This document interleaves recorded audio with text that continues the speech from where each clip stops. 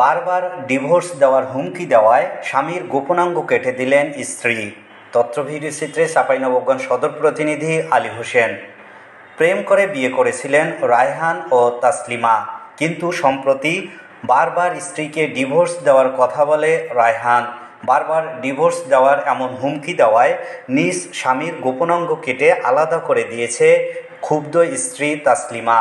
ঘটনাটি ঘটেছে রবিবার 29শে জুন রাত 3 ঘটিকার দিকে চাঁপাইনবাবগঞ্জ সদর উপজেলার শাহজাহানপুর ইউনিয়নের মোল্লাপাড়া গ্রামে। এতে আহত হয়ে হাসপাতালে চিকিৎসাধীন রয়েছেন স্বামী রায়হান আলী।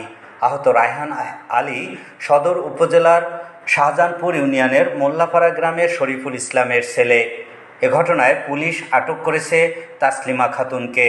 আটককৃত তাসলিমা খাতুন সদর উপজেলার মিরেরচরা গ্রামের আকরাম আলীর মেয়ে। স্থানীয় বাসিন্দা, প্রত্যক্ষদর্শী, জনপ্রতিনিধি ও পুলিশ সূত্রে জানা যায়, রায়হান আলী বয়স 20, তাসলিমা খাতুনকে বয়স 19 সম্প্রতি প্রেম করে বিয়ে করে। কিন্তু বিয়ের পর থেকেই রায়হান তার স্ত্রীকে ছেড়ে দেওয়ার হুমকি দিয়ে আসছিল।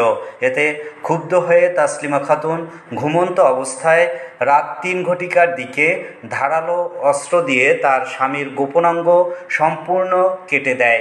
রায়হানের চিৎকারে ছুটে আসেন প্রতিবেশীরা। পরে তাকে আটক করে গাছের সাথে বেঁধে রাখে।